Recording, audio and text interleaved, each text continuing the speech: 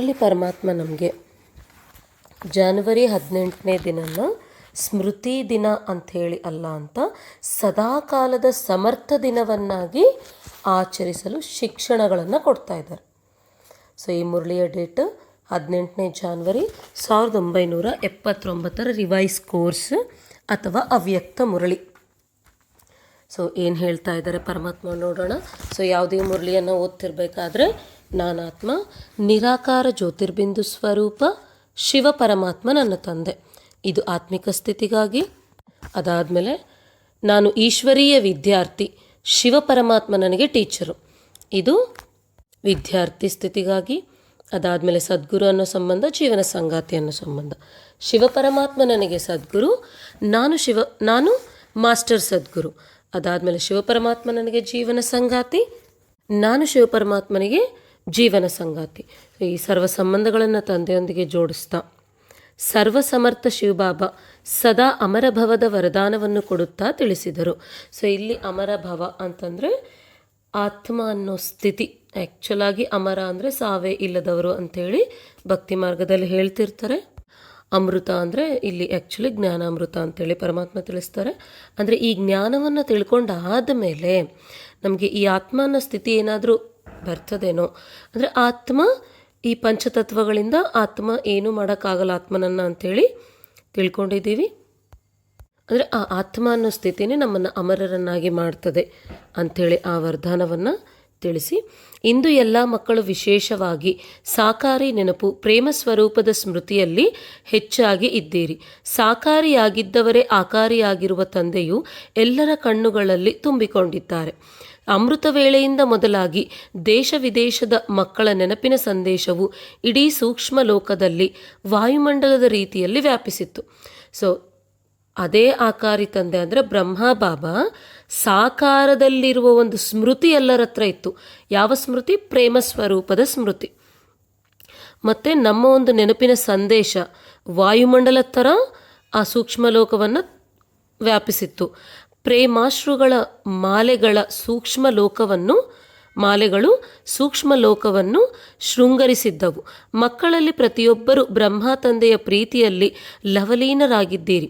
ನಾಲ್ಕೂ ಕಡೆ ಹೃದಯದ ವಾದ್ಯ ಅಂದರೆ ಮನಸ್ಸಿನ ಪ್ರೀತಿಯ ಮಾತು ಬ್ರಹ್ಮ ಬಾಪದಾದರವರ ಬಳಿ ತಲುಪುತ್ತಾ ಇತ್ತು. ಪ್ರತಿಯೊಬ್ಬರ ಮನಸ್ಸಿನಿಂದ ತಂದೆಯ ಮಹಿಮೆಯ ಸುಂದರ ಆಲಾಪವು ವಾದ್ಯದ ಧ್ವನಿಗಳ ಸಮಾನವಾಗಿ ಸೂಕ್ಷ್ಮ ಲೋಕದಲ್ಲಿ ಪ್ರತಿಧ್ವನಿಸುತ್ತಿತ್ತು. ಪ್ರತಿಯೊಬ್ಬರ ಆಶೆಗಳ ದೀಪಗಳು ಉರಿಯುತ್ತಾ ಸೂಕ್ಷ್ಮ ಲೋಕವನ್ನು ಪ್ರಕಾಶಮಯವಾಗಿ ಬೆಳಗುತ್ತಿದ್ದವು. ಸೊ ಇಲ್ಲಿ ನಮ್ಮ ಒಂದು ನೆನಪಿನ ವಾಯುಮಂಡಲ ಅಲ್ಲಿ ಯಾವ ರೀತಿ ರೆಡಿಯಾಗಿತ್ತು, ನಮ್ಮ ಮನಸ್ಸಿನ ವಾದ್ಯ ಪ್ರೀತಿಯ ಮಾತು ಅಲ್ಲಿ ಯಾವುದೋ ಒಂದು ವಾದ್ಯದ ಧ್ವನಿಗಳ ಸಮಾನವಾಗಿ ಅಲ್ಲಿ ಪ್ರತಿಧ್ವನಿಸ್ತಾ ಇತ್ತು. ಪ್ರತಿಯೊಬ್ಬರ ಆಸೆಯ ದೀಪಗಳು ಉರಿತಾ ಇತ್ತು. ಸೊ ಇದೇ ಸೂಕ್ಷ್ಮ ಲೋಕವನ್ನು ಪ್ರಕಾಶಮಯವಾಗಿ ಬೆಳಗ್ತಾ ಇತ್ತು ಅಂಥೇಳಿ ತಿಳಿಸಿ, ಬಾಬ್ದಾದ ಮಕ್ಕಳ ಸ್ನೇಹವನ್ನು ನೋಡಿ ಮುಗುಳ್ನಗುತ್ತಿದ್ದರು. ವಿದೇಶಿ ಅಥವಾ ದೇಶವಾಸಿ ಮಕ್ಕಳು ತಮ್ಮ ಬುದ್ಧಿಯೋಗದ ಮೂಲಕ ಸೂಕ್ಷ್ಮ ಲೋಕಕ್ಕೂ ತಲುಪಿದ್ದೀರಿ. ಬ್ರಹ್ಮ ಬಾಬಾರವರು ಸಹ ಮಕ್ಕಳ ಸ್ನೇಹದ ಸಾಗರದಲ್ಲಿ ಮಕ್ಕಳ ಪ್ರೀತಿಯಲ್ಲಿ ಲವಲೀನವಾಗಿದ್ದರು. ನೆನಪಿಗೆ ಮರುನೆನಪು ಕೊಡುತ್ತಾ ಇದ್ದರು. ನಮ್ಮೆಲ್ಲರಿಗಿಂತಲೂ ಮೊದಲು ಏಕಾಂಗಿಯಾಗಿ ಸೂಕ್ಷ್ಮ ಲೋಕವಾಸಿಯಾಗಿ ಏಕೆ ಆದರು ಎಂದು ಮಕ್ಕಳು ತಂದೆಯನ್ನು ಕೇಳುತ್ತಿದ್ದೀರಿ. ಅಧಿಕ ಸಂಖ್ಯೆಯ ಮಕ್ಕಳ ಇದೇ ಸ್ನೇಹಭರಿತ ಪ್ರಶ್ನೆಯೂ ಇತ್ತು. ಸೊ ಇದು ಮಕ್ಕಳ ಪ್ರಶ್ನೆ ಏನು? ನಮ್ಮೆಲ್ಲರಿಗಿಂತ ಮೊದಲು ಏಕಾಂಗಿಯಾಗಿ ಸೂಕ್ಷ್ಮವತನವಾಸಿ ಏಕಾದರೂ ಬ್ರಹ್ಮ ತಂದೆ ಎಂದು ಮಕ್ಕಳು ತಂದೆಯನ್ನು ಕೇಳುತ್ತಿದ್ದೀರಿ. ಅಧಿಕ ಸಂಖ್ಯೆಯ ಮಕ್ಕಳದು ಇದೇ ಸ್ನೇಹಭರಿತ ಪ್ರಶ್ನೆಯಾಗಿತ್ತು ಅಂತ ಇದೆ. ಸೊ ಹೇಗೆ ಏನಕ್ಕೆ ಅಂತ ಈಗ ಹೇಳ್ತಾ ಇದ್ದಾರೆ. ಹೇಗೆ ಆದಿಯಲ್ಲಿಯೂ ಸ್ಥಾಪನೆಯ ಕಾರ್ಯದಲ್ಲಿ ಸಾಕಾರ ರೂಪದಲ್ಲಿ ನಿಮಿತ್ತರು ಒಬ್ಬರೇ ಆದರೂ ಪರಮಪಿತನ ತಂತಿಯ ಸಮಾಚಾರವು ಮೊದಲು ಒಬ್ಬರಿಗೆ ಬಂದಿತು. ಸೇವೆಯ ಸಲುವಾಗಿ ಸರ್ವಸ್ವ ತ್ಯಾಗಮೂರ್ತಿ ಒಬ್ಬರೇ ಏಕಾಂಗಿಯಾಗಿ ಆದರು. ಅವರನ್ನು ನೋಡಿ ಮಕ್ಕಳು ತಂದೆಯನ್ನು ಅನುಸರಿಸಿದಿರಿ. ತ್ಯಾಗ ಮತ್ತು ಭಾಗ್ಯ ಎರಡರಲ್ಲಿಯೂ ತಂದೆಯು ಮೊಟ್ಟ ಮೊದಲನೆಯವರಾಗಿ ನಿಮಿತ್ತರಾದರು. ಈಗ ಅಂತ್ಯದಲ್ಲಿಯೂ ಸಹ ಮಕ್ಕಳನ್ನು ಮೇಲಕ್ಕೆ ಎತ್ತುವ ಸಲುವಾಗಿ ಅಥವಾ ಅವ್ಯಕ್ತರನ್ನಾಗಿ ಮಾಡುವ ಸಲುವಾಗಿ ಅವರೇ ಅವ್ಯಕ್ತ ವತನವಾಸಿ ಆಗಬೇಕಾಯಿತು. ಸೊ ರೀಸನ್ ಏನು, ಆ ಕಾರಣ ಏನು ಅವ್ಯಕ್ತ ವತನವಾಸಿ ಒಬ್ಬರೇ ಆಗಬೇಕಾಯಿತು ಅಂದರೆ ಪರಮಾತ್ಮ ಇಲ್ಲಿ ಹೇಳ್ತಾ ಬಂದಿದ್ದಾರೆ. ಸೊ ಸ್ಟಾರ್ಟಿಂಗಲ್ಲಿ ಸ್ಥಾಪನೆಗಾಗಿ ಒಬ್ಬರೇ ನಿಮಿತ್ತರಾದರು, ಅದಾದಮೇಲೆ ಅಲ್ಲಿ ತ್ಯಾಗ ಮತ್ತು ಭಾಗ್ಯ ಅಂತ ಬಂದಾಗಲೂ ಸರ್ವಸ್ವ ತ್ಯಾಗಿ ಯಾವ ರೀತಿ ಆಗಬೇಕು ಅನ್ನೋದನ್ನು 1982 ಕಂಟಿನ್ಯೂಸ್ ಆಗಿ 7 ಡೇ ಕೋರ್ಸ್ ನಡೆಸಿದ್ದಾರೆ ಪರಮಾತ್ಮ ತ್ಯಾಗ ಮತ್ತು ಭಾಗ್ಯದ ಮೇಲೆ. ಸೊ ಇದೇ ಈಶ್ವರೀಯ ವಿಶ್ವವಿದ್ಯಾಲಯ ಅನ್ನೋ ಯೂಟ್ಯೂಬ್ ಚಾನಲಲ್ಲಿ ನಿಮಗೆ ಸೆಪರೇಟ್ ಪ್ಲೇಲಿಸ್ಟ್ ಸಿಗ್ತದೆ ತ್ಯಾಗ ಮತ್ತು ಭಾಗ್ಯದ ಬಗ್ಗೆ. ಸೊ ಅಲ್ಲಿ ಹೋಗಿ ಕಂಪ್ಲೀಟಾಗಿ ಓದ್ಕೊಂಡಾಗ ತ್ಯಾಗ ಮತ್ತು ಭಾಗ್ಯದ ಬಗ್ಗೆ ತಿಳಿಯುತ್ತದೆ. ಸೊ ಅಲ್ಲಿ ಕೂಡ ಫಸ್ಟ್ ಬ್ರಹ್ಮ ತಂದೆನೇ ನಿಮಿತ್ತರಾದರು. ಸೊ ನೀವು ಮಕ್ಕಳಾಗಿ ಆ ತಂದೆಯನ್ನು ಅನುಸರಿಸಿದ್ರಿ. ಅದೇ ರೀತಿ ಇಲ್ಲಿ ಅಂದರೆ ಅವ್ಯಕ್ತ ವತನವಾಸಿಯಾಗಿ ಯಾವ ರೀತಿಯನ್ನು ಸೇವೆ ಮಾಡಬೇಕು ಅನ್ನೋ ವಿಷಯ ಬಂದಾಗಲೂ ಕೂಡ ನೀವು ಆ ತಂದೆಯನ್ನು ಅನುಸರಿಸಬೇಕು ಅಂತೇಳಿ ಅವರು ಏಕಾಂಗಿಯಾಗಿ ಸೂಕ್ಷ್ಮ ವತನವಾಸಿಯಾದರು ಅಂಥೇಳಿ ತಿಳಿಸ್ತಾರೆ. ಸೊ ಈ ವಿದ್ಯಾಲಯದಲ್ಲಿ ವಿದ್ಯಾರ್ಥಿಗಳಿಗೆ ಬರೋ ಪ್ರಶ್ನೆ ಏನು ಅಂದರೆ, ಮತ್ತು ನಾವು ಕೂಡ ಅದೇ ರೀತಿ ಶರೀರವನ್ನು ಬಿಟ್ಟಾದ ಮೇಲೆ ಮಾಡಬೇಕಾ ಅಂದರೆ ಇಲ್ಲ. ಸೊ ಅದಕ್ಕಾಗಿಯೇ ಫಾಲೋ ಫಾದರ್ ಪಾರ್ಟ್ 6 6ನೇ ಭಾಗ ಇದೆ. ಅದರಲ್ಲಿ ಕ್ಲಿಯರಾಗಿ ಪರಮಾತ್ಮ ತಿಳಿಸ್ತಾ ಇದ್ದಾರೆ, ನಾವು ಈ ಸಾಕಾರ ಲೋಕದಲ್ಲಿ ಇದ್ದುಕೊಂಡೇ ಆಕಾರಿ ಸೇವೆಗಳನ್ನು ಮಾಡಬೇಕು. ಸೊ ಯಾವ ರೀತಿ ಮಾಡಬೇಕು ಅಂಥೇಳಿ ಅವ್ಯಕ್ತ ಫರಿಷ್ಠ ಅನ್ನೋ ಸ್ಲಾಟಲ್ಲಿ ಕಂಪ್ಲೀಟಾಗಿ ನಿಮಗೆ ಎಕ್ಸ್ಪ್ಲನೇಷನ್ ಇದೆ ಪರಮಾತ್ಮ ಅಲ್ಲಿ ಏನು ಹೇಳಿದ್ದಾರೆ ಅಂಥೇಳಿ. ಅದಾದ ಮೇಲೆ ಮನಸಾ ಸೇವೆ ಯಾವ ರೀತಿ ಹಿಂದಿಂದೆ ನಾವು ಶಕ್ತಿಯನ್ನು ಕೊಡಬೇಕಂತೇಳಿ ಮನಸಾ ಸೇವೆಯಲ್ಲಿ ಸಂಕಲ್ಪಗಳು ಕವರ್ ಆಗಿದೆ. ಈಗ ಈ ಮುರಳಿಯಲ್ಲಿ ನಮಗೆ ಸಂಕಲ್ಪಗಳಿಂದ ನಾವು ಮನನ ಚಿಂತನೆ ಆ್ಯಕ್ಚುಲಾಗಿ ಪ್ರತಿಯೊಂದು ಮುರಳಿಯಲ್ಲೂ ಮಾಡಬೇಕು. ಈ ಮುರಳಿಯಲ್ಲಿ ಮಾಡಬೇಕಾದದ್ದೇನು ಅಂದರೆ, ನಾನು ಬ್ರಹ್ಮ ತಂದೆಯ ಸಮಾನವಾಗಿ ಅವ್ಯಕ್ತ ವತನವಾಸಿ ಆಗಿದ್ದೇನೆ ಅಥವಾ ಅವ್ಯಕ್ತ ಲೋಕವಾಸಿ, ಆ್ಯಕ್ಚುಲಾಗಿ ಅವ್ಯಕ್ತ ವತನ. ಸೊ ಅವ್ಯಕ್ತ ವತನವಾಸಿ ಆಗಿದ್ದೇನೆ ಅಂದರೆ ಇಲ್ಲಿ ಈ ಸಾಕಾರ ಲೋಕದಲ್ಲಿ ಇದ್ದುಕೊಂಡೆ ಆ ಸೂಕ್ಷ್ಮ ಲೋಕ ಅಂದರೆ ನಾನು ಈಶ್ವರೀಯ ಸೇವೆಗಾಗಿ ಈ ಭೂಮಿಯ ಮೇಲೆ ಅವತರಿಸಿರುವ ಅವ್ಯಕ್ತ ಫರಿಷ್ಠ ಅನ್ನೋ ಸಂಕಲ್ಪವನ್ನು ಮಾಡಿದಾಗ ನಮ್ಮ ಸ್ಥಿತಿ ಅಂದರೆ ನಮ್ಮ ಆಲೋಚನೆಗಳು ಈ ಒಂದು ಸಾಕಾರ ಲೋಕದಿಂದ ಡಿಟ್ಯಾಚ್ ಆಗ್ತೀವಿ ನಾವು. ಸೊ ಅದಾದಮೇಲೆ ಈ ಸಂಕಲ್ಪಗಳನ್ನೆಲ್ಲ ಅಂದರೆ ಮನಸಾ ಸೇವೆ ಏನಾದರೂ ಮಾಡ್ಬೋದು. ಅದಾದಮೇಲೆ ನಾನು ಸೇವೆಯಲ್ಲಿ ಮತ್ತು ತ್ಯಾಗದಲ್ಲಿ ಬ್ರಹ್ಮ ತಂದೆಯನ್ನು ಅನುಸರಿಸುತ್ತಿದ್ದೇನೆ. 3ನೇ ಸಂಕಲ್ಪ, ನಾನು ಬಾಬಾ ಸಮಾನವಾಗಿ ಸ್ವಯಂವನ್ನು ಮತ್ತು ಸೇವೆಯನ್ನು ಸಂಪನ್ನ ಮಾಡಿದ್ದೇನೆ. ಸೊ ಇಲ್ಲಿ ಬ್ರಹ್ಮ ತಂದೆ ಮಾಡೋ ಪ್ರತಿಯೊಂದು ಕಾರ್ಯ ಅಂದರೆ ಅವ್ರ ಕರ್ಮದಲ್ಲಿ ಏನನ್ನ ಮಾಡಿದ್ರು ಅದನ್ನೆಲ್ಲ ನಾವು ಕೂಡ ಮಾಡಲಿಕ್ಕೆ ಇಲ್ಲಿ ಸಂಕಲ್ಪಗಳನ್ನ ಮಾಡಿ, ಮತ್ತು ಈ ಸಂಕಲ್ಪದಲ್ಲಿನೇ ನಿಂತು ಹೋಗೋದಲ್ಲ, ವಾಚ ಬರಬೇಕು, ಕರ್ಮಣ ಕೂಡ ಅಂದರೆ ಧಾರಣೆಯಲ್ಲಿ ಬರಬೇಕು. ಸೊ ಇಲ್ಲಿ ಬ್ರಹ್ಮ ತಂದೆಯನ್ನು ಅನುಸರಿಸ್ತಾ ಸೇವೆಯನ್ನಂದರೆ ಬ್ರಹ್ಮ ತಂದೆ ಜ್ಞಾನವನ್ನು ಕೇಳಿ ಅವರು ಸಂಪನ್ನರಾದರೂ ಸೇವೆಯನ್ನು ಕೂಡ ಸಂಪನ್ನವಾಗಿ ಮಾಡಿದರು, ಈಗಲೂ ಮಾಡ್ತಾ ಇದ್ದಾರೆ, ಇನ್ನೂ ತೀವ್ರತೆ ಹೆಚ್ಚಿದೆ. ಸೊ ಅದೇ ರೀತಿ ನಾವು ಕೂಡ ಮಾಡಬೇಕಿಲ್ಲಿ. ಸೊ ಈ ರೀತಿ ಮಾಡಿದರೆ ಫಾಲೋ ಫಾದರ್. ಸೊ ಇಲ್ಲಿ ಬ್ರಹ್ಮ ತಂದೆ ಏನೇನು ಮಾಡಿದ್ರು ಅದನ್ನೆಲ್ಲ ಪರಮಾತ್ಮ ಹೇಳ್ತಾ ಇದ್ದಾರೆ ನಮಗೆ 18th ಜಾನ್ವರಿಯಲ್ಲಿ. ಆ ಬೇರೆ ಮುರಳಿಸಲ್ಲೂ ಬರ್ತಾ ಇದೆ, ಬಟ್ ಆ್ಯಕ್ಚುಲಾಗಿ 18th ಜಾನ್ವರಿಯಲ್ಲಿ ಫುಲ್ ಹೇಳ್ತಾ ಇದ್ದಾರೆ. ಪೂರ್ತಿ ಬ್ರಹ್ಮ ತಂದೆ ಯಾವ ರೀತಿ ಧಾರಣೆ ಮಾಡಿದರು ಅನ್ನೋ ವಿಷಯನೇ ತಿಳಿಸ್ತಾ ಇದ್ದಾರೆ. ಮತ್ತು ಇಷ್ಟೆಲ್ಲ ತಿಳಿಸ್ತಿರ್ಬೇಕಾದ್ರೆ ಇದನ್ನು ಫಾಲೋ ಮಾಡಿದರೆ ಬ್ರಹ್ಮಕುಮಾರಿಯರಾಗ್ತೀವಿ. ಸೊ ಅಷ್ಟೇ ಹೊರತು ಫೋಟೋ ಇಟ್ಕೊಂಡ್ರೆ ಬ್ರಹ್ಮಕುಮಾರೀಸು, ಫೋಟೋ ಇಟ್ಕೊಳ್ಳದೇ ಇದ್ದರೆ ಬೇರೆ ಪಾರ್ಟೀಸು ಅಂಥೇಳಿ ಏನಾದರೂ ಹೇಳ್ತಾ ಇದ್ದಾರೋ ಅದಕ್ಕಾಗಿ ಶ್ರೀಮತ ಮನ್ಮತ ಅಂಥೇಳಿ ಒಂದು ವಿಡಿಯೋನ ಹಾಕಲಾಗಿದೆ. ಅದರ ಲಿಂಕನ್ನು ಡಿಸ್ಕ್ರಿಪ್ಷನಲ್ಲಿ ಹಾಕ್ತೇನೆ, ಆಸಕ್ತಿ ಇರೋ ವಿದ್ಯಾರ್ಥಿಗಳು ನೋಡ್ಬೋದು. ಆ್ಯಕ್ಚುಲಾಗಿ ಶ್ರೀಮತ ಅಂದ್ರೇನು, ಮನ್ಮತ ಅಂದ್ರೇನು, ಅದ್ರಲ್ಲಿ ಪರಮಾತ್ಮ ಏನು ಹೇಳಿದ್ದಾರೆ, ನಾವೇನು ಅನ್ಕೊತಾ ಇದ್ದೀವಿ ಆ ವಿಷಯದ ಬಗ್ಗೆ ಅಂಥೇಳಲ್ಲಿ ತಿಳಿಸಲಾಗಿದೆ. ಸೊ ಅಲ್ಲಿ ಬ್ರಹ್ಮ ತಂದೆ ಫೋಟೋವನ್ನು ಇಡ್ಬೋದಾ ಇಡಬಾರ್ದಾ ಅಂದರೆ ಕೆಲವೊಂದು ವಿಷಯದಲ್ಲಿ ಪರಮಾತ್ಮ ಇಡ್ಬೋದು ಅಂದಿದ್ದಾರೆ, ಕೆಲವೊಂದು ಮುರಳಿಯಲ್ಲಿ ಇಡಬಾರ್ದಂತೇಳಿ ಕೂಡ ಹೇಳಿದ್ದಾರೆ. ಆದರೆ ಇಡಬಹುದಾ ಇಡಬಾರ್ದಾ ಅಂದರೆ ಎಲ್ಲಿ ಪರಮಾತ್ಮ ಅಂದರೆ ಹೇಳ್ತಾ ಹೋಗಿದ್ದಾರೋ ಅಲ್ಲೆಲ್ಲ ಏನು ಹೇಳ್ತಾ ಇದ್ದಾರೆ, ಚರಿತ್ರೆಯನ್ನು ಫಾಲೋ ಮಾಡಿರಿ, ಚಿತ್ರವನ್ನಲ್ಲ ಅಂದಿದ್ದಾರೆ.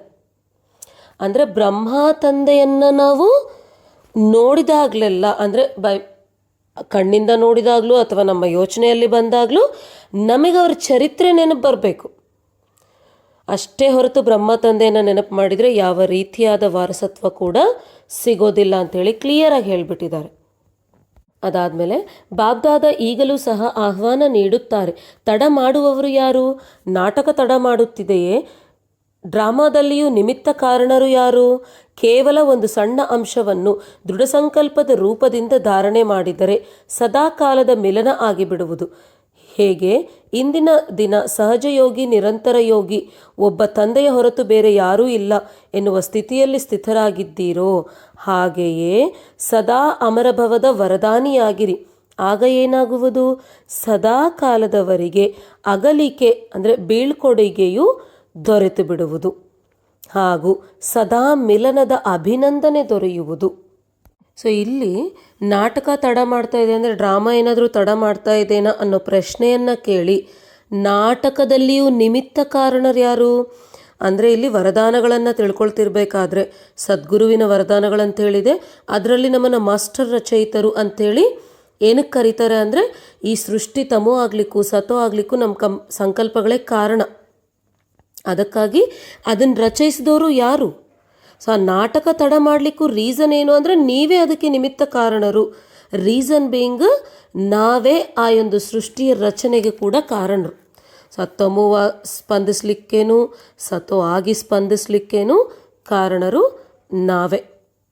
ಕೇವಲ ಒಂದು ಸಣ್ಣ ದೃಢ ಸಂಕಲ್ಪ ಇದು ಮಾಡಿದರೆ ಸಾಕು, ಸದಾಕಾಲದ ಮಿಲನ. ಸೊ ಆ ದೃಢ ಸಂಕಲ್ಪ ಏನು? ಅಮರಭವ ಅಂತೇಳಿ ನೆಕ್ಸ್ಟ್ ಹೇಳ್ತಾ ಇದ್ದಾರೆ. ಸೊ ಈ ಸಹಜ ಯೋಗಿ, ನಿರಂತರ ಯೋಗಿ, ಅಮರಭವ. ಸೊ ಇಲ್ಲಿ ಪರಮಾತ್ಮ ಇಷ್ಟು ಹೇಳ್ತಿರ್ಬೇಕಾದ್ರೆ ಸೊ ಅಮರಭವ ಅಂತಂದಾಗ ಆತ್ಮ ಅನ್ನೋ ಸ್ಥಿತಿ ಅಂತೇಳಿ ತಿಳ್ಕೊಂಡಿದ್ವಿ. ಸೊ ಇಲ್ಲಿ ಪರಮಾತ್ಮ ಬಂದು ಜ್ಞಾನಾಮೃತವನ್ನು ನಮಗೆ ಕೊಡ್ತಾ ಇದ್ದರೆ ಅಂದರೆ ಮುರಳಿ ನುಡಿಸಿದಷ್ಟು ತನ್ಮಯತ್ವ ನಮಗಿಲ್ಲಿ ಅನುಭವ ಆದಾಗ, ಸೊ ಈ ಆತ್ಮ ಅನ್ನೋ ಸ್ಥಿತಿ ಕರೆಕ್ಟಾಗಿ ಬಂದಾಗ ನಿರಂತರ ಯೋಗಿ ಅಂದರೆ ಈಗ ನಾರ್ಮಲಾಗಿ ಯೋಚನೆ ಹೆಂಗೆ ಮಾಡ್ತಾ ಇದ್ದಾರೆ ಅಂತಂದರೆ ಅಲ್ಲಿಗೆ ಹೋಗ್ತಾ ಇದ್ದೀವಿ, ಇಲ್ಲಿಗೆ ಹೋಗ್ತಾ ಇದ್ದೀವಿ, ಸೂಕ್ಷ್ಮತನಕ್ಕೆ ಹೋಗ್ತಾ ಇದ್ದೀವಿ, ಪರಂಧಾಮಕ್ಕೆ ಹೋಗ್ತಾ ಇದ್ದೀವಿ, ಅಲ್ಲಿ ಹೋಗಿ ಪರಮಾತ್ಮನಿಂದ ಶಕ್ತಿಯನ್ನು ಪಡಿತಾ ಇದ್ದೀವಿ. ಇದು ಒಂದು ಟೈಪ್ ಯೋಚನೆ. ಇನ್ನೂ ಕೆಲವೊಂದು ಟೈಪ್ ಯಾವ ರೀತಿ ಇದೆ ಅಂದರೆ ಈ ಭಕ್ತಿ ಮಾರ್ಗದಲ್ಲಿ ನಂದಿಯಿಂದನೇ ಶಿವನನ್ನು ನೋಡಿದ್ರು ಲಿಂಗವನ್ನು, ಅದಕ್ಕಾಗಿ ಇಲ್ಲಿ ಬ್ರಹ್ಮಬಾಬನ ಕಣ್ಣುಗಳಿಂದನೇ ನಾವು ಪರಮಾತ್ಮನನ್ನು ಪಡಿಬೋದು, ಅದಕ್ಕಾಗಿ ಬ್ರಹ್ಮಬಾಬನ ಕಣ್ಣೇ ನೋಡಬೇಕು, ಅದಕ್ಕಾಗಿ ಫೋಟೋ ಇಟ್ಕೋಬೇಕು. ಸೊ ಈ ರೀತಿ. ಆದರೆ ಪರಮಾತ್ಮ ನಮಗೆ ಕೊಟ್ಟಿರೋ ಮಹಾಮಂತ್ರ ಏನು? ಮನ್ಮನಾಭವ ಅಷ್ಟೇ ಹೊರತು ಅಂದರೆ ಮನ್ಮನಾಭವ ಅಂದರೆ ನಮ್ಮ ಮನಸ್ಸನ್ನು ಆತನ ಮೇಲೆ ಸ್ಥಿರವಾಗಿಡೋದು. ಸೊ ಇಲ್ಲಿ ಬೇರೆ ಯಾವುದೂ ಇಲ್ಲ. ಡೈರೆಕ್ಟ್ ಪರಮಾತ್ಮನನ್ನು ಕನೆಕ್ಟ್ ಆದಾಗಲೇ ಆ ಸರ್ವಶಕ್ತಿಗಳು, ಸರ್ವಗುಣಗಳು, ಸರ್ವ ಖಜಾನೆಗಳು, ಸರ್ವ ಪ್ರಾಪ್ತಿಗಳು ನಮ್ಮ ಹತ್ರ ಬರೋದು. ಅಷ್ಟೇ ಹೊರತು ಬ್ರಹ್ಮಬಾಬನ್ ಥ್ರೂ ನೋಡಬೇಕು ಅದೆಲ್ಲ ಏನೂ ಇಲ್ಲ. ಮನ್ಮನಾಭವ ಒಂದೇ ಕೊಟ್ಬಿಟ್ಟಿದ್ದಾರೆ. ಸೊ ಇಲ್ಲಿ ಮಧ್ಯಾಜೀಭವನೂ ಇದೆ ಅಲ್ಲ ಅಂಥೇಳಿ ಬಹಳಷ್ಟು ವಿದ್ಯಾರ್ಥಿಗಳ ಪ್ರಶ್ನೆ ಆಗಿರ್ಬೋದು.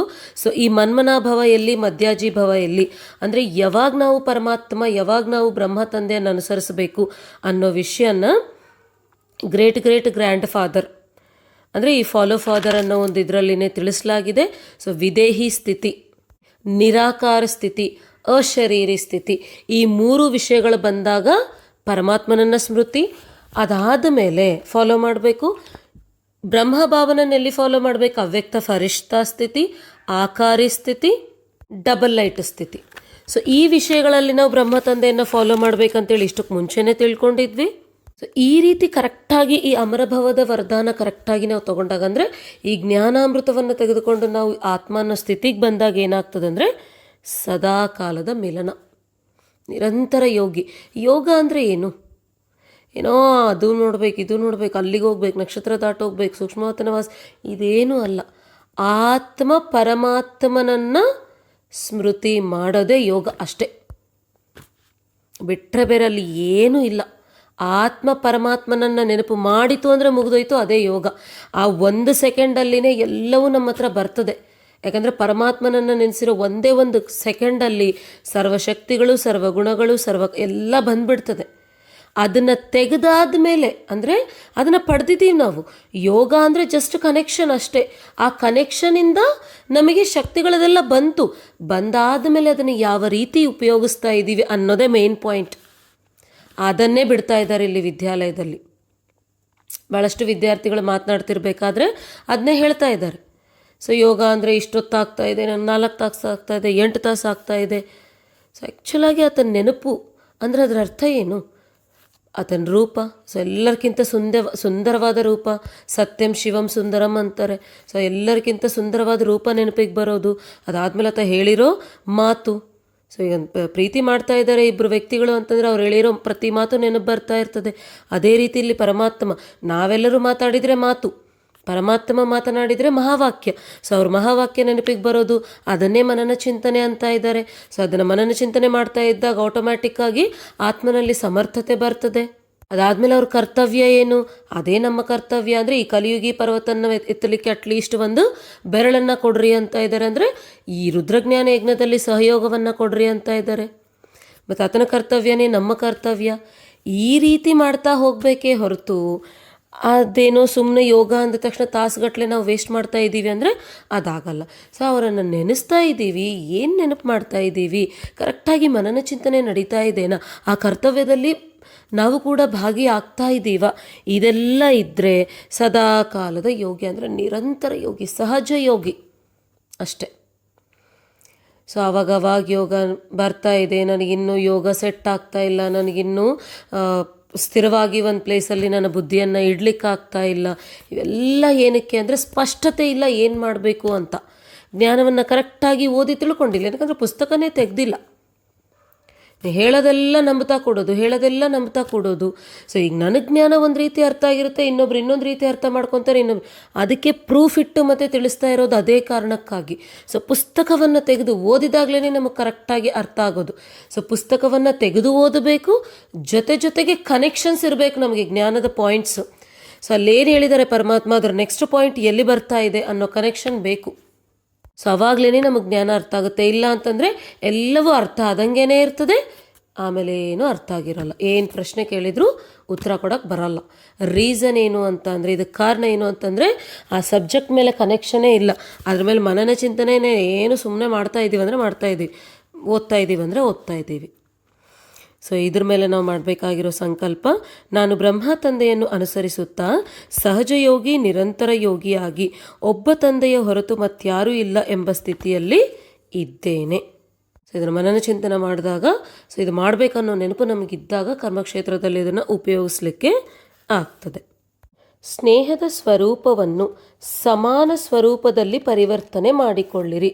ಇಲ್ಲಿ ಸ್ನೇಹ ಅಂದ ತಕ್ಷಣ ಆ್ಯಕ್ಚುಲಾಗಿ ಪರಮಾತ್ಮ ಬಂದು ಈ ಜ್ಞಾನವನ್ನು ತಿಳಿಸಾದ ಮೇಲೆ ಈ ಸಮಭಾವನೆಯನ್ನು ತರಬೇಕು ಅಂಥೇಳಿ ಫಸ್ಟ್ ಅವ್ರು ತಂದಿರೋ ರೆವಲ್ಯೂಷನ್ ಏನು ಅಂದರೆ, ಬ್ರಹ್ಮ ಬಾಬಾ ಈ ಕಾಲು ಒತ್ತುತ್ತಾ ಇರೋ ಲಕ್ಷ್ಮಿಯನ್ನು, ಅಂದರೆ ಶ್ರೀ ಮಹಾವಿಷ್ಣುವಿನ ಕಾಲು ಒತ್ತುತ್ತಾ ಇರೋ ಲಕ್ಷ್ಮಿಯನ್ನು ಇಬ್ಬರನ್ನ ಒಂದೇ ಪ್ಲೇಸಲ್ಲಿ ನಿಲ್ಲಿಸ್ಬಿಟ್ರು.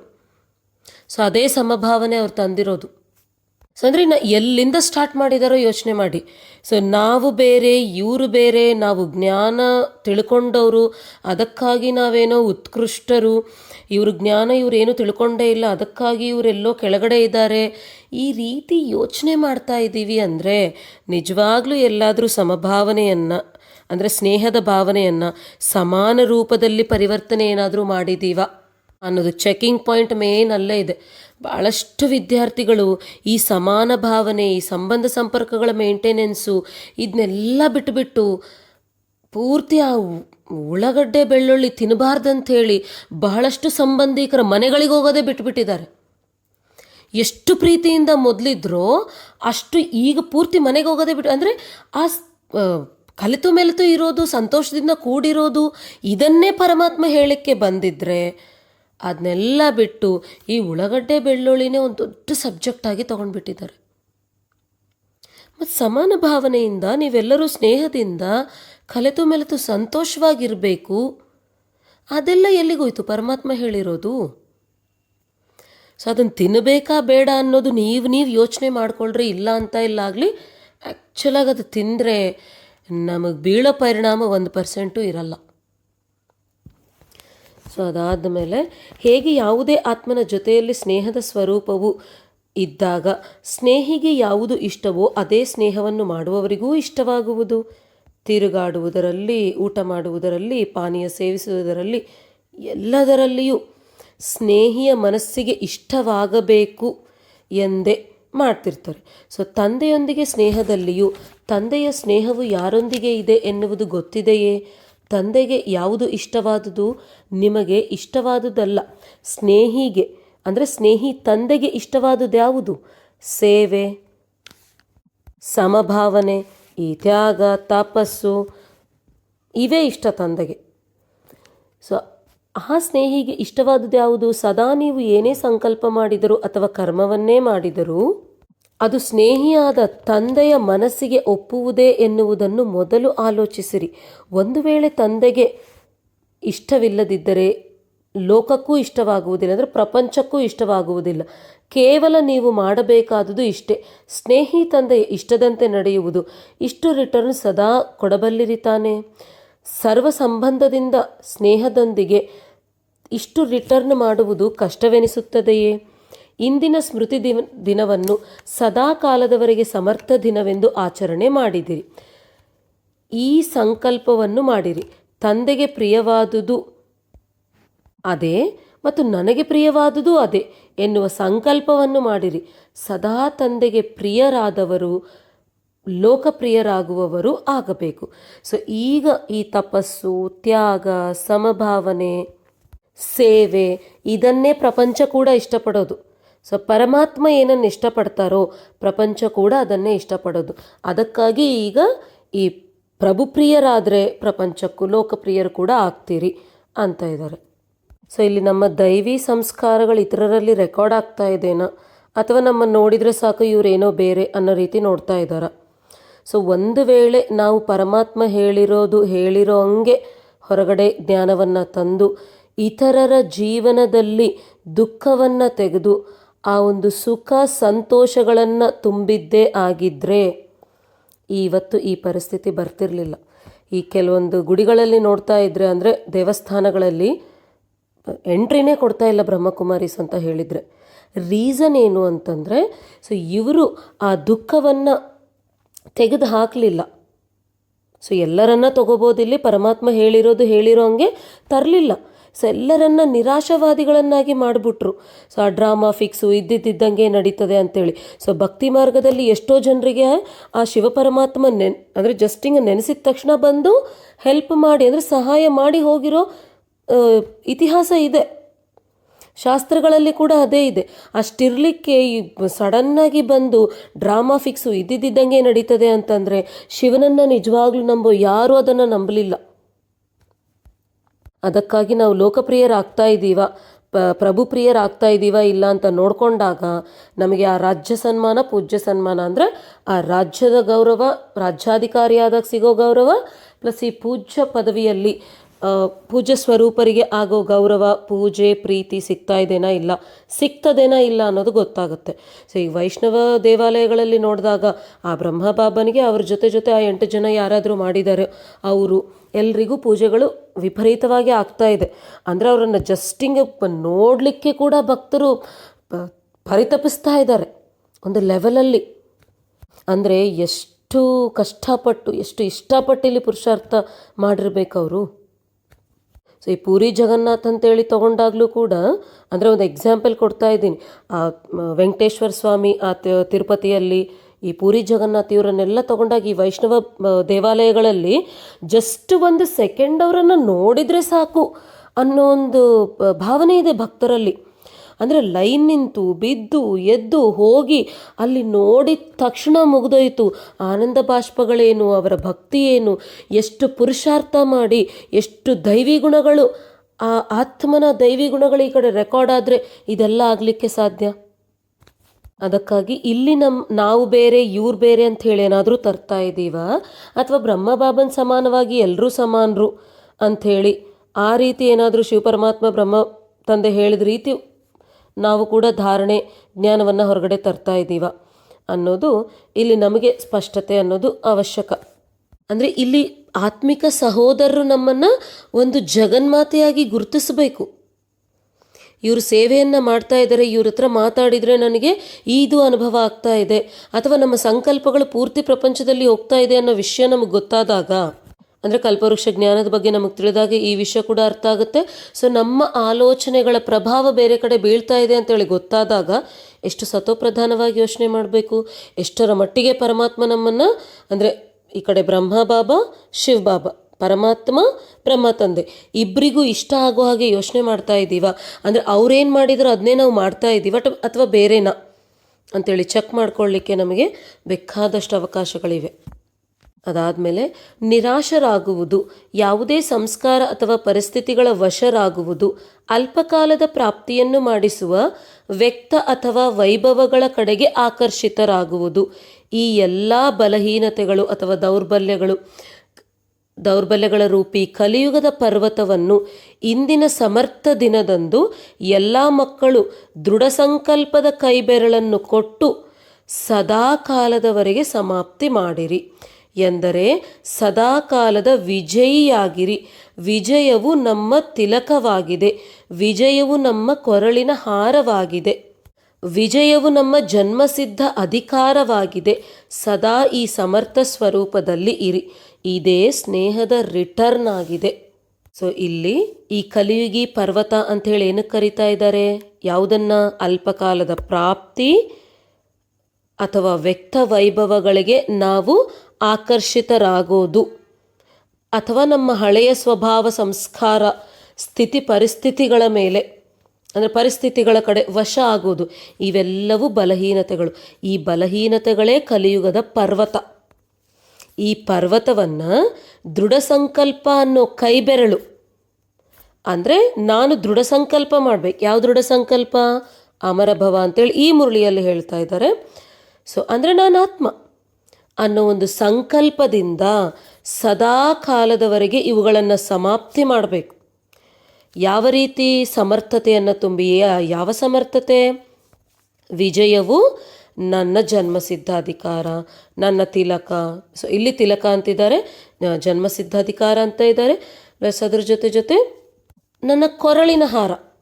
ಸೊ ಈ ರೀತಿ ಸಂಕಲ್ಪಗಳನ್ನು ಮಾಡಿ ನಾನಾತ್ಮ ಅನ್ನೋ ದೃಢ ಸಂಕಲ್ಪದಿಂದ ನಮಗೆ ಬರ್ತಾ ಇರೋ ಪರಿಸ್ಥಿತಿಗಳು, ನಮ್ಮ ಹತ್ರ ಇರೋ ಹಳೆಯ ಸ್ವಭಾವ ಸಂಸ್ಕಾರಗಳು, ಈ ಕಾಲದ ಪ್ರಾಪ್ತಿಯನ್ನು ಮಾಡ್ತಾ ಇರುವ ವ್ಯಕ್ತಿ ಅಥವಾ ವೈಭವಗಳಿಗೆ ಆಕರ್ಷಿತರಾಗೋ ಈ ಒಂದು ಎಲ್ಲ ಸಂಸ್ಕಾರಗಳಿಗೆ, ಈ ಬಲಹೀನತೆಗಳಿಗೆ ನಾವು ಸದಾಕಾಲದ ಸಮಾಪ್ತಿಯನ್ನು ಕೊಡಬೇಕು ಅಂತ ಇದ್ದಾರೆ. ಸೊ ಇದನ್ನೇ ಸ್ನೇಹದ ರಿಟರ್ನ್, ಅಂದರೆ ಅವ್ರಿಗೆ ಏನಾದರೂ ಇನ್ ರಿಟರ್ನ್ ಕೊಡಬೇಕು ಅಂಥೇಳಿ ಏನಾದರೂ ಅನ್ನಿಸ್ತಾ ಇದ್ದೇನೆ ನಮಗೆ, ಇದೇ ಸ್ನೇಹದ ರಿಟರ್ನ್ ಅಂತ ಇದ್ದಾರೆ. ಸೊ ಅದಕ್ಕಾಗಿಯೇ ಇಲ್ಲಿ ಒಂದು ಸಂಕಲ್ಪ, ವಿಜಯವು ನನ್ನ ತಿಲಕವಾಗಿದೆ, ವಿಜಯವು ನನ್ನ ಕೊರಳಹಾರವಾಗಿದೆ, ವಿಜಯವು ನನ್ನ ಜನ್ಮಸಿದ್ಧ ಅಧಿಕಾರವಾಗಿದೆ. ಹೇಗೆ ಬ್ರಹ್ಮ ಬಾಬಾರವರು ಇಡೀ ಜ್ಞಾನದ ಸಾರವನ್ನು ಸ್ವಯಂ ತಾವು ಧಾರಣೆ ಮಾಡಿ ಮಕ್ಕಳಿಗೆ ತಂದೆಯನ್ನು ಅನುಸರಿಸುವ ಧೈರ್ಯವನ್ನು ನೀಡಿದರೋ, ಸಾಕಾರ ರೂಪದ ಮೂಲಕ ಅಂತಿಮ ಮಹಾವಾಕ್ಯವನ್ನು ಅಮೂಲ್ಯ ಉಡುಗೊರೆಯಾಗಿ ನೀಡಿದರು. ಸೊ ಆ ಉಡುಗೊರೆ ಏನು ಅಂತೇಳಿ ನಮಗೆಲ್ಲ ಇಲ್ಲಿ ನೆನಪಿಗೆ ಬರಬೇಕು. ಆ ಉಡುಗೊರೆಯನ್ನು ಸ್ವರೂಪದಲ್ಲಿ ತಂದುಕೊಂಡಿದ್ದೀರಾ? ಉಡುಗೊರೆಯ ಪ್ರತಿಯಾಗಿ ತಂದೆಗೆ ಸ್ವರೂಪವಾಗಿ ತೋರಿಸಿದ್ದೀರಾ? ಕೇವಲ 3 ಮಾತುಗಳು ಏನಿದ್ದವೋ ಅವುಗಳನ್ನು ಸಾಕಾರದಲ್ಲಿ ತಂದಿದ್ದೀರಾ? ಆ 3 ಮಾತುಗಳು ಯಾವುವು? ನಿರಾಕಾರಿ, ನಿರ್ವಿಕಾರಿ, ನಿರಹಂಕಾರಿ. ಇದೇ ಉಡುಗೊರೆ. ಸಾಕಾರ ಸ್ನೇಹದ ರಿಟರ್ನ್ ಸಾಕಾರ ರೂಪ ಆಗಿದೆ. ಈ 3 ಮಾತುಗಳಿಂದ ತಂದೆಯು ಕರ್ಮಾತೀತ ಅವಸ್ಥೆಯನ್ನು ಪಡೆದರು. ತಂದೆಯನ್ನು ಅನುಸರಿಸಿರಿ. ಸೊ ಇದಕ್ಕಾಗಿ ನಾವು ಮಾಡಬೇಕಾಗಿರೋ ಸಂಕಲ್ಪ, ನಾನು ನಿರಾಕಾರಿ, ನಿರ್ವಿಕಾರಿ, ನಿರಹಂಕಾರಿ ಸ್ವರೂಪದಲ್ಲಿದ್ದು ಬ್ರಹ್ಮ ತಂದೆಯ ಸಮಾನವಾದ ಕರ್ಮಾತೀತ ಸ್ಥಿತಿಗೆ ತಲುಪಿದ್ದೇನೆ. ಅದಾದಮೇಲೆ ಸಾಕಾರ ತಂದೆಯು ಸ್ಥಿತಿಯ ಸ್ತಂಭವಾಗಿ ತೋರಿಸಿದರು. ಅವರ ಸ್ನೇಹದಲ್ಲಿ ಈ ಸ್ಮೃತಿ ಸ್ತಂಭವನ್ನು ಸಹ ನಿರ್ಮಿಸಿದ್ದಾರೆ. ಹಾಗೆಯೇ ತತತ್ವಂ ಸರ್ವಗುಣಗಳ ಸ್ತಂಭ ಆಗಿರಿ. ವಿಶ್ವದ ಪ್ರತಿಯೊಂದು ಧರ್ಮದ ಆತ್ಮರು ಧಾರಣಾ ಸ್ವರೂಪ ಸ್ತಂಭವೆಂದು ನಿಮ್ಮನ್ನು ಭಾವಿಸಬೇಕು. ವಿಶ್ವದ ಮುಂದೆ ಆದಿಪಿತನ ಸಮಾನ ಶಕ್ತಿ ಹಾಗೂ ಶಾಂತಿಯ ಸ್ತಂಭ ಆಗಿರಿ. ಸೊ ಇಲ್ಲಿವರೆಗೂ ನಾವು ಕ್ರೋಧವನ್ನು ಅದನ್ನೆಲ್ಲ ತರ್ತಾ ಇದ್ದೀವಿ. ಇನ್ನೂ ಅಂದರೆ ಅದನ್ನು ತೆಗೆದು ಈ ಶಾಂತಿಯನ್ನೇ ನಾವು ಪ್ರಾಕ್ಟಿಕಲ್ ಲೈಫಲ್ಲಿ ತರಬೇಕು. ನಾನು ವಿಶ್ವದ ಮುಂದೆ ಆದಿಪಿತನ ಸಮಾನ ಶಕ್ತಿ ಹಾಗೂ ಶಾಂತಿಯ ಸ್ತಂಭವಾಗಿದ್ದೇನೆ.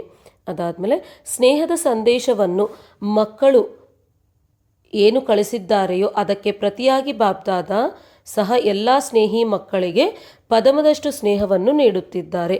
ಈಗ ಪದಂ ಭಾಗ್ಯಶಾಲಿಯಾಗಿ ಸದಾ ಇರಿ, ಒಳ್ಳೆಯದು. ಸೊ ಅದಕ್ಕಾಗಿ ಇಲ್ಲಿ ಸಂಕಲ್ಪ, ನಾನು ಪದಂ ಭಾಗ್ಯಶಾಲಿ ಆಗಿದ್ದೇನೆ. ಸೊ ಇಲ್ಲಿ ನನಗೆ ಟೈಮ್ ಇಲ್ಲ, ನನಗೆ ರಿಲೇಷನ್ಶಿಪ್ಸ್ ಅಷ್ಟು ಸರಿ ಇಲ್ಲ, ಅದಕ್ಕಾಗಿ ನನಗೆ ಮಾಡೋಕ್ಕಾಗ್ತಾ ಇಲ್ಲ. ಸೊ ಇಲ್ಲ ಅನ್ಕೊತ ಹೋದಾಗ ಇಲ್ಲದೇ ಹೋಗ್ತದೆ. ಅದಕ್ಕಾಗಿ ಪದಂ ಭಾಗ್ಯಶಾಲಿ ಅಂತ ಹೇಳ್ತಾ ಇದ್ದಾರೆ. ಸೊ ನಾನು ಪದಂ ಭಾಗ್ಯಶಾಲಿ ಅಂದಾಗ ಸ್ಥಿತಿ ಪರಿಸ್ಥಿತಿಗಳು ಯಾವ ರೀತಿ ಅನುಕೂಲಿಸ್ತದೆ ಅಂದರೆ ಎಲ್ಲದಕ್ಕೂ ನನ್ನ ಹತ್ರ ಬರ್ತಾನೆ ಹೋಗ್ತದೆ. ಸೊ ಅದಕ್ಕಾಗಿಯೇ ನಾವು ಈ ಮನನ ಚಿಂತನೆ ಅನ್ನೋದು ಮಾಡೋದು. ಸೊ ಈ ಆಲೋಚನೆಗಳನ್ನು ಈ ರೀತಿ ರಚಿಸಿದಾಗ ಏನಾಗ್ತದೆ ಅಂತಂದರೆ, ಈ ಆಲೋಚನೆಯಲ್ಲಿನೇ ನನಗಾಗೋದಿಲ್ಲ, ನನಗೆ ಮಾಡೋಕ್ಕೆ, ಸೊ ಇದೆಲ್ಲವೂ ಈ ಆತ್ಮಜ್ಞಾನ ಅಂದರೆ ಫಸ್ಟ್ ಲೆಸನಲ್ಲಿ ಕ್ಲಿಯರಾಗಿ ತಿಳಿಸಲಾಗಿದೆ ಪರಮಾತ್ಮ ಏನು ಹೇಳ್ತಾ ಇದ್ದಾರೆ ಅಂಥೇಳಿ. ಸೊ ವಿಜುವಲೈಸೇಷನ್ ಅಂದರೆ ಏನು, ಅಫರ್ಮೇಷನ್ ಅಂದರೆ ಏನು, ನಾವು ಯಾವ ರೀತಿ ಮನಸ ಸೇವೆಯನ್ನು ಮಾಡಬೇಕು, ಯಾವ ರೀತಿ ನಾವು ಆಲೋಚನೆಗಳನ್ನು ರಚಿಸಬೇಕು ಅನ್ನೋ ವಿಷಯ ಕೂಡ ಮನ್ಮನಾಭವ ರಾಜಯೋಗದ ಬಗ್ಗೆ ವಿವರಣೆ ಅನ್ನೋ ಒಂದು ವಿಡಿಯೋಲ್ಲಿ ತಿಳಿಸಲಾಗಿದೆ. ಅದಾದಮೇಲೆ ಮನಸಾ ಸೇವೆಯಲ್ಲಿ ಕೂಡ ಸ್ಟಾರ್ಟಿಂಗ್ ವಿಡಿಯೋ, ಈ ಬೆಳೆಗಳಿಗಾಗಿ ನಾವು ಸಂಕಲ್ಪ ಏನಾದರೆ ಮಾಡಿದ್ದೀವೋ ಅದರಲ್ಲಿ ತಿಳಿಸಲಾಗಿದೆ. ಸೊ ಇಲ್ಲಿ ವಿದ್ಯಾರ್ಥಿಗಳಲ್ಲಿ ಮನವಿ, ಸಬ್ಜೆಕ್ಟನ್ನು ಕನೆಕ್ಟೆಡ್ ಆಗಿ ಓದ್ರಿ. ಇಲ್ಲ ನಿಮಗೇನಾದರೂ ಡೌಟ್ಸ್ ಇದ್ದರೆ ನೀವು ನನಗೆ ಕಾಲ್ ಮಾಡಬಹುದು. ನಂಬರ್ಸ್ ಬೇಕಾದಷ್ಟು ವೀಡಿಯೋಸ್ನಲ್ಲಿ ಇದೆ. ಓಂ ಶಾಂತಿ. ಇದನ್ನು ಹೇಳ್ತಾ ಪರಮಾತ್ಮ, ಇಂತಹ ಸದಾ ತಂದೆಯ ಸ್ಮೃತಿಯೇ ಸಮರ್ಥ ಸ್ವರೂಪ, ತಂದೆಯ ಮನಸ್ಸಿಗೆ ಸದಾ ಪ್ರಿಯರಾದವರು, ಸದಾ ದೃಢ ಸಂಕಲ್ಪದ ಮೂಲಕ ಸ್ವಯಂ ನಿಮ್ಮ ಹಾಗೂ ವಿಶ್ವದ ಪರಿವರ್ತನೆಯನ್ನು 1 ಸೆಕೆಂಡ್ನಲ್ಲಿ ಮಾಡುವವರು, ಸದಾ ವಿಶ್ವದ ಮುಂದೆ ಶಕ್ತಿ ಹಾಗೂ ಶಾಂತಿ ಸ್ತಂಭದ ಸಮಾನ ಸ್ಥಿತರಾಗುವವರು. ಇಂತಹ ಬಾಪ್ದಾದರವರ ಸಮೀಪದ ಬಹಳ ಕಾಲ ಅಗಲಿ ಹೋಗಿದ್ದು ಮರಳಿ ಸಿಕ್ಕಿರುವ ಮಕ್ಕಳಿಗೆ ಬಾಪ್ದಾದರವರ ನೆನಪು, ಪ್ರೀತಿ ಹಾಗೂ ನಮಸ್ತೆ.